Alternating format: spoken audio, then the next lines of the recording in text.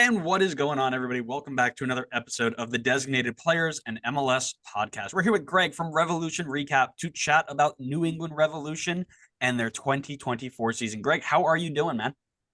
I'm doing great. It seems like the 2023 season just ended, and I think a lot of people that follow the Revolution are still in recovery mode from how terribly everything ended for us last season. So I'm happy the season is picking up right away, and we're hopping right back in the thick of things, but still healing some old wounds. So bit of a mixed reaction going into this season. Yeah, I bet. And I know we're going to dive into that and chat about that a little bit. So we won't delve on it too long, but I will introduce Connor, my co-host. Connor, how you doing, buddy? Thank you. I'm doing well. Yeah. I'll let you know I'm super excited you're here since you've been complaining about it. Thank you. Thank you. I only complained last episode. That's it. Well, we're here to chat New England Revolution. We're here to chat about past, present, future. But before we do that, we always do Scarf of the Week. Greg, I know you mentioned you were looking for one, you couldn't find one, but which one were you going to bring on? It might be really funny to tell the listeners of the entire series. They'll get a kick out of it. Yeah, last year when Apple TV started their MLS deal, we were lucky enough to get a swag box, and that included a MLS season pass scarf. It was one of the few things that were in that box for us. I know some people in higher up media got some cool stuff. We got a t-shirt and a scarf. So I was going to bust out that scarf, but I have no idea where it is. The wife may have looked at it and took that immediately over to Goodwill without my knowledge, but that would have been my nomination for this week. But unfortunately, I feel like I'm letting you down. I have no idea where that thing has gone.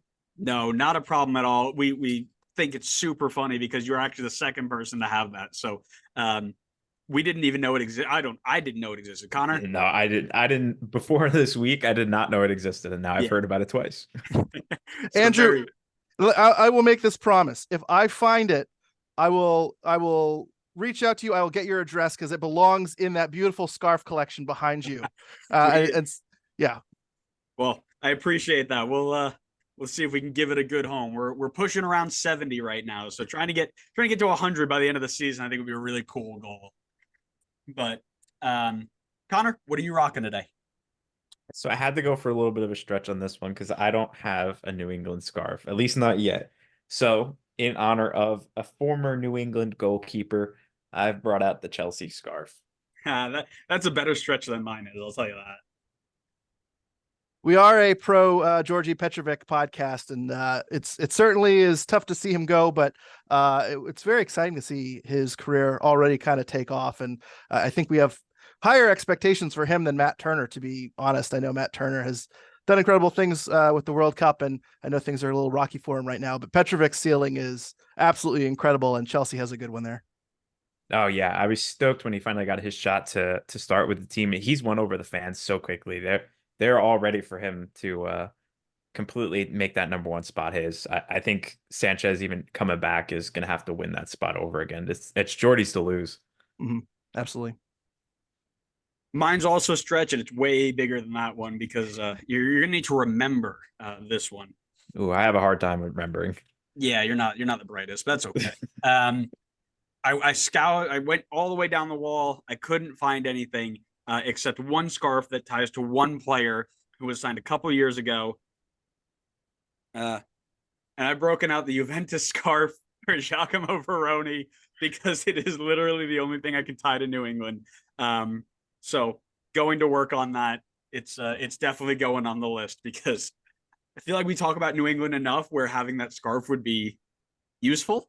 So definitely going to keep that in the back of my mind. But we are here not to talk about these scarves and the lack of scarves. We're here to talk about the New England Revolution and the 2024 season. We start off with a new manager, Caleb Porter, the new face in Revolution camp, taking over after Bruce Arena had been let go in the saga of what it was, made a bit of a mess to the end of the season, but they ended up finishing in 5th in the East, 6th overall, 55 points, 15 wins, 9 losses, 10 draws. They did lose to Philly in the first round. Thoughts on the new hire? Thoughts on the Arena saga? Anything you want to share about that? Because from the outside, it was kind of a mess. Yeah, it's a huge mess, and I just to get technical, the Revolution will say that he wasn't fired, he resigned on his own. And you can take that with a grain of salt all you want. I think a lot of the fans are very frustrated with the lack of transparency and the lack of answers. And I think it's hard to make a judgment without, overreaching a lot of assumptions. And either way, something bad happened. And it's hard to really draw the line at who was in the wrong, who was in the right. Was it handled correctly? I do think that there's a lack of leadership in the locker room towards the end of last season, and I'm sure I'll talk about that a little bit later when we're talking about this season. I think it seemed like a lot of players were not happy with how it happened. Omar Gonzalez had some frustrated comments towards the front office when he spoke to some of my friends over at the Blazing Musket. He essentially said that he didn't understand why it was in a situation that could have been handled in-house. And that certainly seemed to have an effect on the season in the last 10 games. After Leagues Cup, the Revs went 3 wins, 3 draws, and 4 losses, and they really didn't have that tough of a schedule down the stretch. And when you're talking about a team that qualifies for the Champions Cup in CONCACAF, a sub 500 record against an easy schedule doesn't really make sense. So there obviously was really tough situation going into this year. The Caleb Porter hire, I think of the candidates that were available, probably is the best. Seems like a high risk, high reward guy. I think I speak for a lot of people when I say I'd rather have Bruce Arena as the manager than Caleb Porter. But with that being said, I think that was the right hire for Porter. And I also think he's inheriting a bit of a mess of an organization because not much changed from last year between the front office. Kurt Adolfo was named the interim sporting director. He's now the permanent sporting director. A lot of the coaches, a lot of the setup are still in place. And the Revolution made that intentional, kind of to say that, outside of Bruce Arena, most of what we have is still here.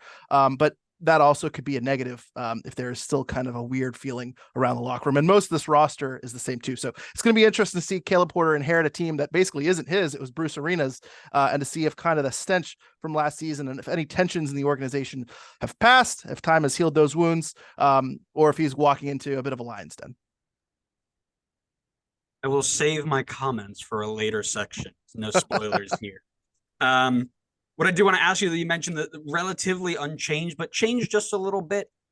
Couple names in, couple names out. Who do you think is the best addition this offseason so far? We'll put our disclaimer out. It is 8:27 p.m. Eastern time on February 6, 2024. If anything happens after this date, don't yell at us. We're already ready for the Orlando City crew to come yell at us because we didn't talk about Muriel. So hopefully people will be nice about it. Well, I think they're all done. I mean, knock on wood. Now we're definitely getting a signing right. But yeah, there's a few signings that they've made. There's a few additions they've made. But by far, I think the biggest new acquisition this year, not including Thomas Shankali, who they've acquired as a permanent. He was there last season on loan. He's now a permanent transfer that the Revolution have. So if we're not including him, I would go with Henrik Ravas, who's going to be the goalkeeper that hopefully will replace Georgi Petrovic. Goalkeeper was a bit of a mess last year after Georgi Petrovic left. They rotated between Jacob Jackson, who was their Revs 2 keeper in his 3rd season, selected in the super draft, and Earl Edwards Jr., who has been their back for a number of years. Thomas Vatslik came in, was expected to be the guy that took over the number 1 spot. Something happened here. Long story short, he never ended up playing for the team. So now we're going with plan B to replace Georgi Petrovic with Henrik Ravas. He was playing in Poland, was one of the top keepers in their top division over there. He's bounced around throughout his career between Slovakia and England. Mostly was a reserve keeper for Derby County, who went out on loan a bunch. But even though he's 26 years old, he has been increasing his value. He has Premier League ambitions, wants to follow in that Turner Petrovic pathway. So it'll be interesting to see how he develops in New England, if he's able to make that next step. And, with Petrovic, we were getting a guy who's 21, 22 years old. Ravas is already 26. And so I have a little bit of hesitation that, you're getting a guy that everyone else seemed to have missed on and hasn't played at this level yet. So he's a bit of an unproven commodity, but there was a $1 million transfer fee attached to him. And there's a lot riding on him being an above average to great goalkeeper because, below average or average goalkeeping isn't something we've had in New England for a while. So there's a lot of expectations for him on day one to step in and command the net very well.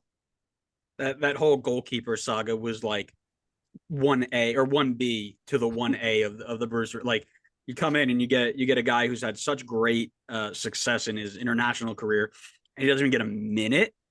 Yeah. Interesting. Connor, your thoughts? So I also went with Ravas. and hopefully this doesn't get me in hot water with New England fans, but I don't love his resume coming in. But considering the team definitely needed a goalkeeper, I ended up going with him as the best addition. I think I like the additions of Lima and Mensa a little bit more, but I imagine more of those guys are going to play more of a rotational role this season. It would be my guess. So I ultimately ended up going with Ravas in that case. Um, he came over, as you mentioned, from Poland, from a side that's maybe about mid-table in Poland. It looked like he had a pretty decent 2022-2023 season. This season, definitely the numbers look like they dipped a little bit. It's kind of hard to find some good statistics on the Polish league. Really, all I could see was like wins, losses, and clean sheets. So I'll take it with a grain of salt. There's just not too much information at my helm. But regardless, I may not be the biggest fan, at least just from a resume perspective, but it's really hard to bet against a New England goalkeeper considering their recent history there. So I definitely think this could still work out very well for them. If I could add one more point too, I agree that there was a lack of options here to choose from for best edition, but and I agree with all your sentiment that his resume really doesn't hop off the page. I think Vatslik's resume was a ton better. The one thing I will say about Ravas is that Kevin Hitchcock, who is the goalkeeper coach who trained Matt Turner, allegedly had a big role in bringing Petrovic over. I think Ravas has great instincts, and that's something that Kevin Hitchcock really values. And so I think that this might be a he might have had more say in this signing than Vatslik. So I think that might be where the distinction is. But 100% agree with all of your statements there that this wasn't an exciting offseason for the Revs. They didn't add a ton. And I'm right. I agree. I don't think this resume really hops off the page as a guy that's going to come in and be a top of the league goalkeeper. Yeah, that hasn't stopped some other guys before, so definitely don't want to rule it out just because past history may not have looked as strong as maybe people were expecting. I myself actually kind of, I'll say I cheated here a little bit. I thought taking Chankalayan in as a full designated player was a great move, and one of the few that they really could have made in the scenario that they were in. However, if we are going to pop away from that, I think getting Nick Lima in with the injury to Brandon Bai, I'm not mixing that up. Yes, correct. Yep. Brain fart there for a second. It's been a long couple of days. To get somebody in with that much experience to fill that role in a system that heavily relies on players in those positions was great business. I don't think they could have gone as long as it took for Brandon Bai to recover without somebody there who has had the experience, the success, and the ability to play in that style without having confidence that whoever was playing there could do it. So I'm really happy with the move that they made for Nick Lima. And honestly, didn't cost them a ton either. Like it wasn't a super expensive move. Like they could have gone out and gotten somebody who was, somebody who was a couple 1.5 mil who had all, ticked all the boxes, but we could do it in-house in league and do it with some allocation money. I think it's good business all around. And one other thing I'll add too is that, a lot of people remember the Bruce Arena situation. A lot of people remember Georgi Petrovic also happening at that time. Brandon Bai tore his ACL during Leagues Cup. All three of those things kind of happened at the same time. So the Brandon Bai injury is kind of overshadowed. But when Clint Pierre took over on an interim manager basis, he did some shape shifting. He did inverted fullbacks. He mixed around to try to find a system that they could play without Brandon Bai and the lack of depth that they had, and ended up blowing up in their face. So the injury to Brandon Bai was significant, and Nick Lima certainly will be one positive that changes the trajectory that they were on towards the end of last year. 100%. Now, there are some other things that will affect your season as well, and that's players out the door.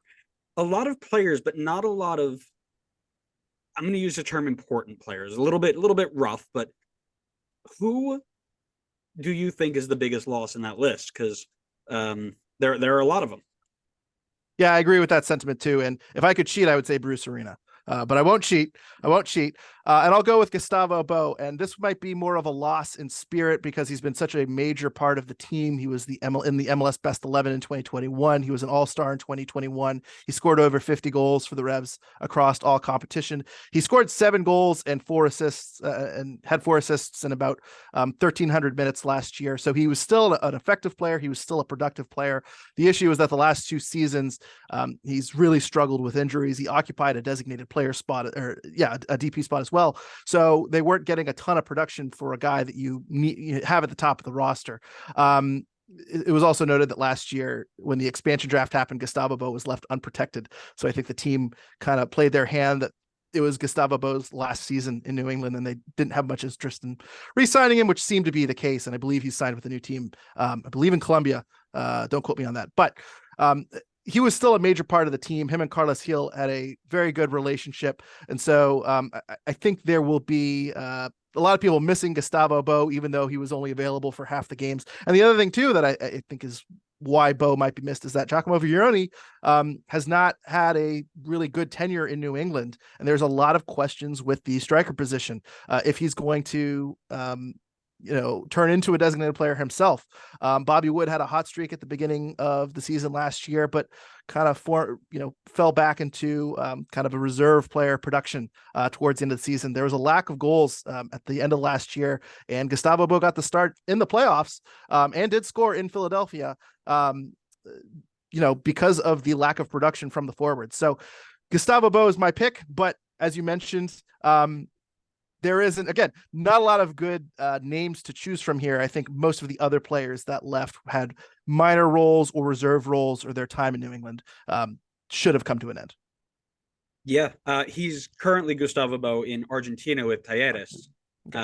So he's landed on his feet, and I'm sure he's going to do more than significantly well.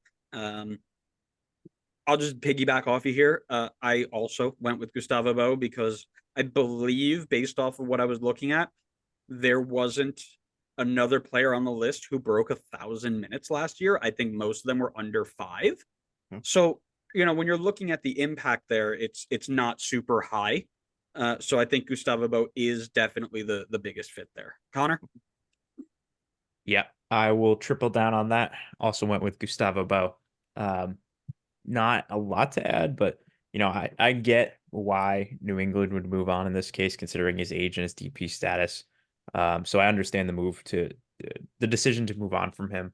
But I mean, his time in New England was obviously really great, and even through last season, he was really good. As you mentioned, 7 goals, 4 assists in the limited time that he was actually on the field, but he was really productive when he was out there. And I definitely want to echo the point of Giacomo Vrioni's now it's him or Bobby Wood up top, and considering his struggles, I feel like it almost maybe it takes pressure off of him, and maybe that's a good thing, maybe that's a bad thing. There's less motivation for him to perform well, but it certainly limits their options up there. So I think it's a loss in more ways than one. Agree 100%. I think Vrioni. Well, we'll talk about Vrioni in a little bit. I have a lot more things to say about Vrioni, but he's been here a year and a half, and he doesn't have a goal on the road yet. I don't know if that's a stat that a lot of people are aware of. Yeah, that's a great true. stat. He and usually when he scored a hat trick in Leagues Cup. He scored a brace. There's a lot of times he struggles, and a lot of people feel he should play in a 2-striker system. And a lot of people want to see him and Gustavo Bo out there. And with Bo leaving, and with Bobby Wood and Vrioni kind of your strikers, that isn't exactly possible. Some people think that maybe Shankali should move up top and play with Vrioni, but either way, it seems like they're doubling down on a 4-2-3-1 strike, setup with 1 striker. And Vrioni has to come through. He's been here as 18 months. Time is ticking, and I think a lot of patience in New England is wearing out. But Caleb Porter, said at his introductory press conference that he believes in Vrioni, and he's told the organization that he believes he's going to be a good player and a goal scorer. And if he didn't believe that, he would have told them. So he is the public vote of confidence from Caleb Porter, and we'll see how it plays out. Yep, and Caleb Porter is one who definitely has a set system and will build around the system, not the players. So I wouldn't hold your breath on any 2 strikers, but one of the things that I'd be interested to see is how he handles some of these youth players. Because surprisingly enough, with all the big names that New England has been kind of with in the last couple of years, a surprising number of really promising young players coming through the system. Out of curiosity in the New England camp, who's the player to watch this year? Who's that player who might break out and become household name, become common knowledge? Well, you've set me up perfectly here, but I will say that I make the joke on my podcast that I'm phonetically challenged, and even though this guy is entering his third season with the Revs, I'm going to mispronounce his name. So I apologize to your listeners in advance, but my pick is as Esmir Bajraktarevic. I know that's wrong. I'm doing my best, but Esmir is a phenomenal player. People have been talking about this kid for years, even before he signed with the Revs. He's originally from Minnesota, and the Revs scouting department found him, put him in Revs 2, and he made a very, very positive impression right away. Essentially was fast tracked to the first team in 2022. He was recently called up to the United States men's national team camp, made an appearance in a friendly. It was Camp Cupcake, but still, he's 19 in a few weeks. He scored 8 goals in about 700 minutes last year at MLS Next Pro. He is primed and ready to make the next step. He trained in Europe last year, I believe, in the Netherlands. So he is getting interest abroad as well. A lot of people talk about Noel Buck, and Noel Buck has interest from some Premier League teams as well. And I don't know if you guys are aware, Noel Buck is playing with, I believe he played with the England U20s last year, and there's a very big hubbub between him choosing England over the United States, and the United States not being interested in him, but England is. But locally, I think a lot of people have higher expectations for Esmir than Noel Buck, and Noel Buck has exceeded what was initially thought was possible for him, but Esmir is expected to kind of fall into that path. He just needs the minutes. And with Dylan Barrero out at the beginning of the season, it seems like this should be the perfect opportunity for Esmir to get some minutes with the first team, see how he plays, even if it's a 60-minute type of guy here at the beginning of the year. He should have an opportunity to make himself known. And also it's year 3. So if you're not going to play him now, when are you going to play this kid? So I'm going with Esmir. And I think if everything goes right, every United States men's national team fan is going to know exactly who Esmir is in 2 or 3 years. Yeah. England's trying to get Noel Buck because they need somebody who they think can beat us. He can't, but that's okay. Connor, your thoughts? So I'm actually gonna go with a guy that's probably going to rival him for game time, I believe. And he's not necessarily someone from the academy, and I think there's probably a lot of people that know him, but I think he can take that next step up this season, and that's Dylan Barrero. Obviously, last year I thought he was primed for a really great year last year, and then obviously, unfortunately, got the injury, so he missed a lot of time last year. It's a little bit of a risk because we don't know exactly what he's going to look like coming back from such a serious injury, but I still have I'm going to back my faith in him. I think he's due for another good season, or due for a good season this year. Whether or not he can get that spot, like if Esmir gets that starting spot and is playing really well, it's going to be hard for Barrero to kind of break back in, but I will go off the assumption that Barrero gets the minutes this season, and I think if he does, he's the type of player who can be super explosive and really aid to this attack. And I think it'll benefit a lot that he's got such quality players around him in the attack that maybe it takes some eyes off of him. People focus on Carlos Heel and Chanclay, and then that leaves Barrero and hopefully some more space to be able to make things happen. His numbers in the limited time that he played last year, in passing and dribbling, looked very good. So I think there's really good potential there. I just hope that the injury hasn't taken that away from him. I also went with Esmir because of his January camp and the hype around him and things. But if I had to pick another name, the name Josh Bulma stands out to me. The central midfield, and again, on paper with, not too much of my knowledge around it, if they're going in the 4-2-3-1, is Matt Polster and probably Mark Anthony Kaye next to him with Carlos Heel in front of him. So that's your 3. And then you've got Ian Harkes, and then Josh Bulma's the next guy up, it seems, with Noel Buck kind of floating in there. It just seems like there might be a chance for him to maybe maybe get some minutes and make some impact. He's not my like this guy's going to break out, watch this guy forever type of player. I think Esmir is going to be that guy because of, as we mentioned, he went into January camp and blew the thing up. I mean, people were saying the camp doesn't matter except for Esmir. Esmir's a guy. So I expect Esmir to get a lot more minutes, but maybe Josh Bolma can sneak in there too. I mean, that's kind of just the other name that popped out to me. Yeah, Bolma's an interesting case too, because he was the number 4 draft pick last year in the super draft. The Revs traded up to select him. Bruce Arena at the time said he had interest in 2 players, basically, and he was one of them. So there was a lot of expectations, and going at the time, a lot of people thought he might be a starting midfielder next to Matt Polster coming out of the super draft. And then the Revs went and acquired Latif Blessing, and that didn't work out. And Noel Buck was there, and then Ian Harkes was there, and then Mark Anthony Kaye was acquired. And so a lot of people kind of came in, and Bolma's kind of a forgotten about name. But you're right. It's going to be interesting to see what Caleb Porter does with him. And then the other thing too about Joshua Bolma that is kind of fascinating is that a lot of people thought he might be a starting central midfielder for the team. Well, the team decided to deploy him as the backup right back. He got a lot of minutes at Revs 2. He played right back. He played right back in the US Open Cup, and it clearly wasn't a position that was a very good fit for him. So he kind of was put on ice all season because he didn't really train there. He didn't really develop as a midfielder. He developed as a wing back. And so it's going to be interesting to see if Caleb Porter moves him back. Personally, I thought he might have been a player that the team moved on from at the end of last season, but they didn't. And maybe that's just because he was a high super draft pick and they have some high hopes for him. But yeah, it'll be interesting to see if he's able to get back into the mix and find a way. And there are some players missing. There are going to be some injuries with Dylan Barrero. And so it's going to be interesting to see where they move. If Noel Buck moves over the summer, that might mean more minutes for Bolma. So I'm interested to see what they do with Joshua Bolma, because I do think they have something planned for him. But one more name I do want to throw out too. He won't make an impact this year, more than likely, but just a name to keep in the back of your mind. Peyton Miller is a left back. I believe he's 16 years old right now. Another player that the team thinks the world of. He's from Connecticut. He's been playing with the United States youth national teams. Believe the youngest player to be signed to a Revs first team contract.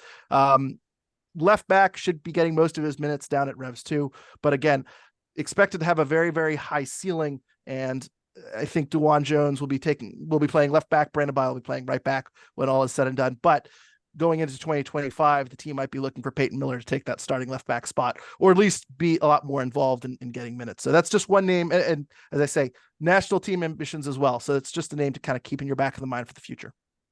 And you know what? You guys got a lot of games and a lot of competitions here in a very short window. So you might see some of these guys deployed if it's only for the first couple of weeks. I know when Red Bull were, when I was 4, it feels like we were in the Champions League once or twice. And when we went into our first couple of games in MLS, I mean, it was Red Bull 2 and like Kaku. And we won like 4-0 against Portland. It was a great game. But I mean, Ben Mines went out there. He was 16. I mean, you had some of these guys out there who never saw the field again, but you might need them to step up in areas, right? That kind of leads me to one of the things I'm here is, what is your one question for this season? Like, what is the one still overarching thing that you're trying to figure out? Well, I have a few. There's a lot of questions, Sure. and I think we've talked about injuries biting this team. So, is the injury bug still there? I've talked about Vrioni and his struggles. Will he finally break out? That's another question. I think my thing that if you were to tell me what is one thing that I think is really going to hamper this team, is last year truly behind them? I went into this offseason saying that this is a very good opportunity for the Revs to clear house, to clean the slate, to move on from whatever happened last year. And again, we don't have a ton of details, so it's hard to kind of come down on exactly, was this decision right? Was this decision right? Yada, yada, yada. But I think in sports, there are just sometimes you hit the reset button and you move on. And the majority of this roster returned and is now going to Caleb Porter, who didn't pick most of these players. As I mentioned, Kurt Analfo is still there. He was elevated to sporting director from technical director. So it's going to be interesting to see what the team felt about that. There are some coaches that again, it's hard to speculate, but The Athletic reported that Richie Williams was one of the people that filed the complaint against Bruce Arena, and he was originally the interim manager. And then when that report came out, he was basically put on leave. He's returned as the Revs 2 head coach. He was out of contract. There's really no reason to do that. It seems to create an awkward situation, but they're going forward with it as well. So, and Caleb Porter didn't pick all of his coaches. I mentioned Kevin Hitchcock, who I think a lot of people were happy he stayed on as goalkeeper coach, but Clint Pierre, who was the Revs 2 coach, then elevated to interim coach last year, he's staying on as an assistant. So we have a Revs 2 coach as an assistant. We have an assistant as a Revs 2 coach. We have the technical director as the sporting director. Everything's kind of the same, but different in kind of weird ways. And from the outside, it looks very weird. Maybe on the inside, it's moved on and there's been an explanation and everyone's fine with it.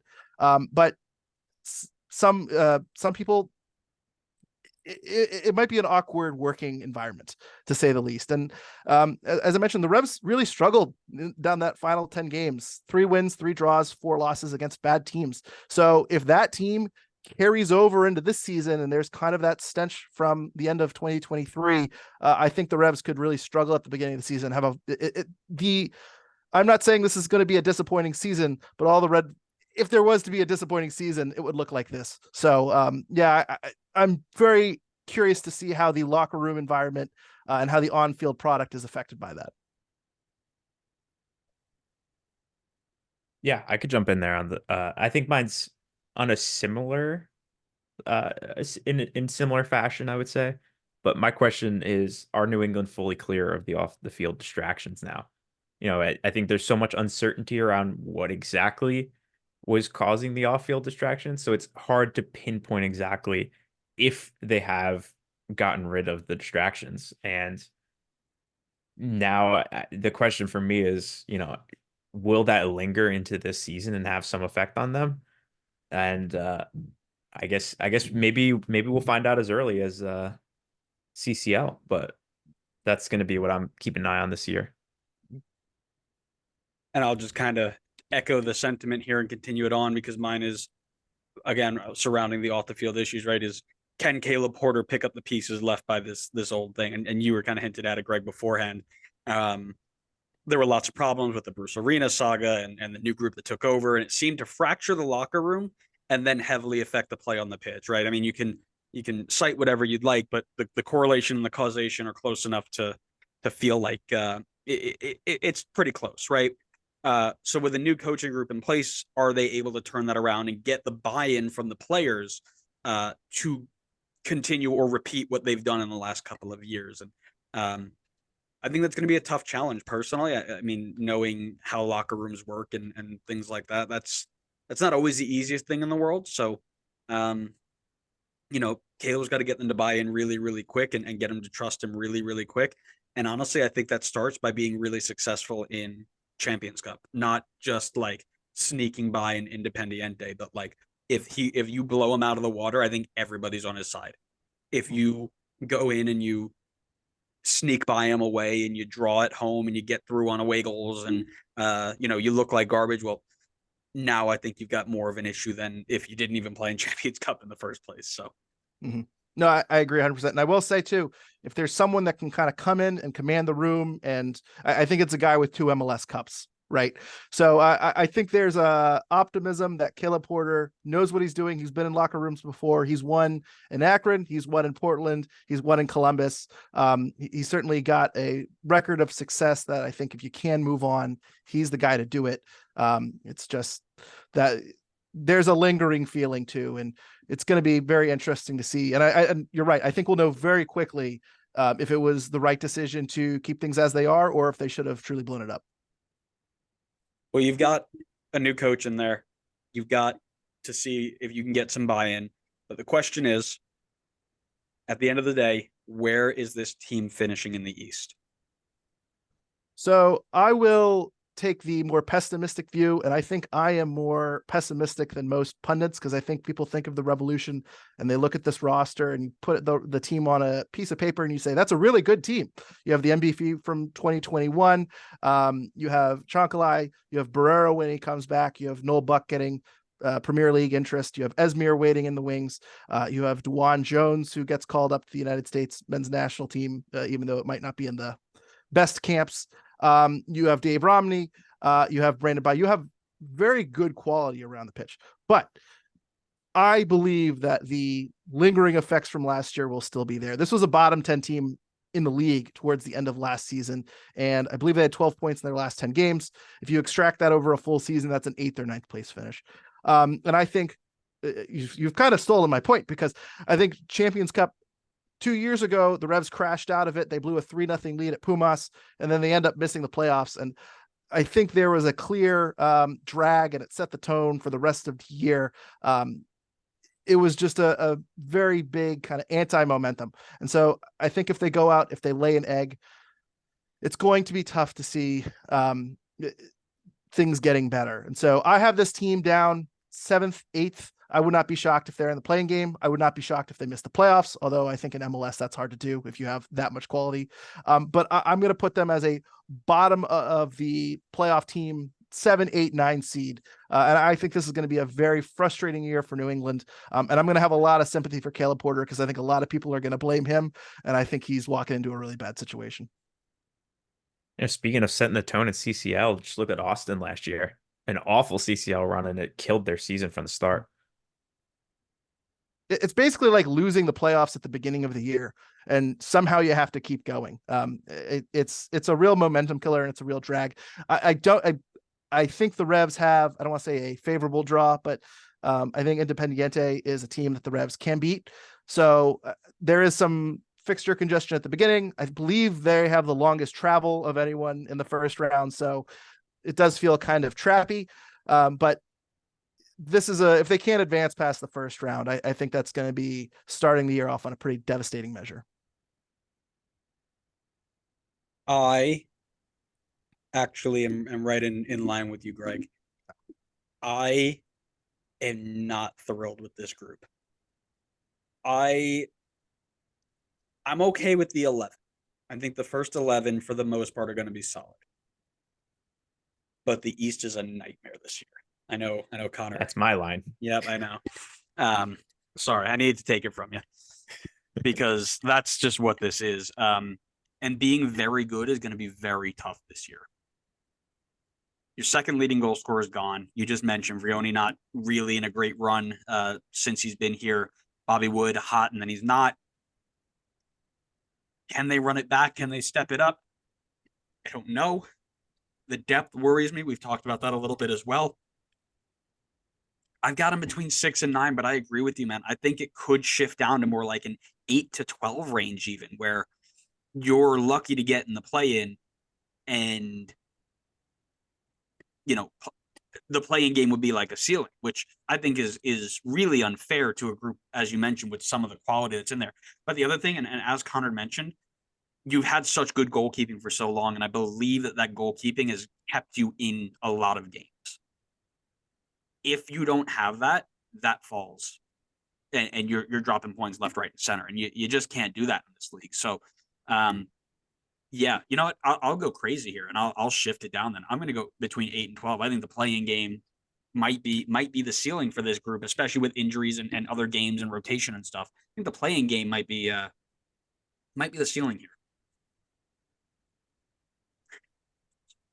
Allow me to be the optimistic voice for the New England fans listening. I'm going to take the opposite route. I listen, you can't steal my line from me. I'm going to say it myself anyway. I think the East is really tough, but in my opinion, I think New England's part of the reason the East is really tough. And I'll be one of those people that looks at this roster on paper and says that this team should be really good. And I think they will be really good. And I think Caleb Porter is a great get for them. He's a guy who's won multiple MLS Cups, and to even, make it better, he's won it in 2 different locations. So he's not just like benefiting from a really well-run organization. He did it multiple times in multiple places. I can't see why he can't bring that same success to New England as well. I think the team is deeper than Andrew's giving it credit for. They may not be like, Inter Miami level of deep where they got 38 players on the roster, but I think the next man up is there in a lot of positions, and I think guys can be flexible. My only concern for them is at the striker spot, just who's scoring goals. I think there's a lot of faith in Giacomo Vrioni to pan out this year. And if he does, I think that's amazing for New England. But if he doesn't, it could definitely be a big concern. I think they are in like the 2 to 5 range. I think they're definitely a playoff team, in my opinion. Probably not higher on the 2 to 5 range, but I think they're definitely a playoff team. If all things go well and they've rid themselves of the off-field distractions, I think this is a roster that gets the job done in the East. But I do think to the point we were talking about before, if they just lay a goose egg in like the first round or really early in CCL, I think that could definitely change the momentum of the season. So I'm going to stick with the optimistic view, but if it did end up going to where you both are kind of looking, then I could see a bad CCL run being the reason for that. I think all you wanted to say was, then I will look silly, because you will, and that's okay. What I'll tell you, you mentioned, sorry, I didn't mean to cut you off, Greg, but I did want to mention something. I've got a stat here. Caleb Porter, 2 MLS Cups. Never once in those 2 stints that he was in did he win them in his first year. At Columbus, he missed the playoffs. And I think it was the first round in Portland. He got knocked out in the first round. So he needs time to build it the way he wants to do it.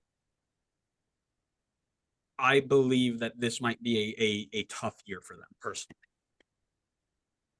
I think what's interesting about this team is that there's a lot of variance, and like I could sit here and make the case of why the Revs could win MLS Cup. And a lot of that has to do with Vrioni. If Vrioni figures his stuff out and he scores 15 goals, we're talking about a top 4 team in the East, if I'm being completely honest with you.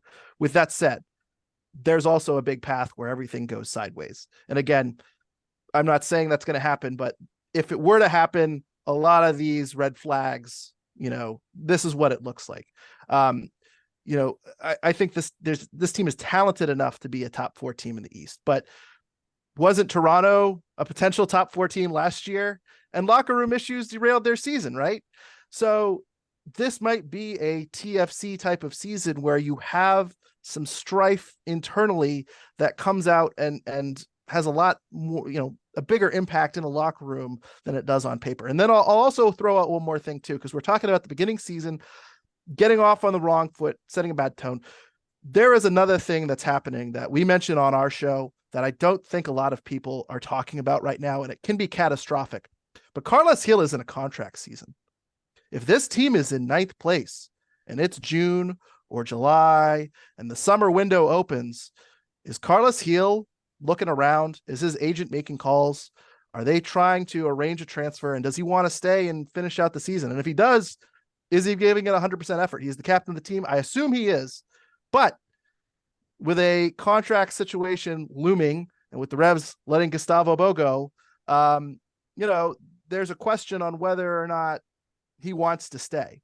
And that's something that I would have thought the Revs have figured out before the season if they wanted to extend him, but they haven't. And he's also eligible for MLS free agency too. It's not like the Revs would retain his rights if they got to the end of the season. So that's a major looming question that isn't an on the field thing, but it has an impact. And so I'm curious to see, where the Revs are midseason, because if they're floundering and if they're 7, 8, 9, who knows? Carles Gil might want out. I think they're all fair points, but I think the big thing that we need to talk about is, Connor, which one of us thought Toronto was going to be a playoff team last year? And who? Yeah, both of us thought they were going to be a playoff team. Who bullied the other one into bringing them up? Nobody bullied anybody. Nobody bullied anybody.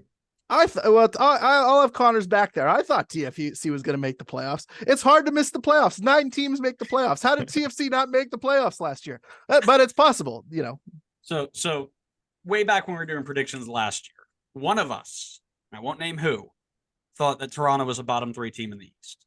And then the other one straight up bullied the other person to bring them into the playoffs. And again, I won't tell you who. I'll leave names out of this because I don't like, throwing people under the bus. But I'm glad I wasn't on that show. I would have bullied. I wrote an article last year for the Blazing Musket. Go subscribe to the Blazing Musket on Substack. But I wrote an article last year on the Blazing Musket saying that the best value gambling wise was TFC 40-1 to win MLS Cup. That is a very bad prediction. 40-1. Come on. They got so much talent. 40-1. turns out they were overvalued. My bad. All right. Well, I think that's where we can end that there at a nice little laugh. Thank everybody so much for listening to us. Greg, thank you so much for joining us. We had such a great time chatting New England with you. Yeah, thank you for having me on, and I apologize in advance to all the TFC fans for catching strays on this one. That's right. They deserve it. They had their treble. They can handle some of this. We want to give you a little bit of time to plug socials and anything else that you do. Tell our followers where to find you. Yeah, we're available on all podcast platforms. Revolution Recap. We do game recaps after every week. We also do the occasional interview with a former or current player, and then just some fun episodes here and there. I also am a contributor for the Blazing Musket, which is the only source for Revolution content year round. A very great dedicated staff there, and they're also adding RIFC coverage for the USL this season, as well as they have Hartford Athletic coverage. So if you're a New England soccer fan, it's free to subscribe. They do have paid subscriptions if you are willing and able, but at the very least, go subscribe to free at theblazingmusket.com. I should have brought out this guy, my Hartford Athletic scarf. Yeah. You know what? Opportunity. Swing and a miss.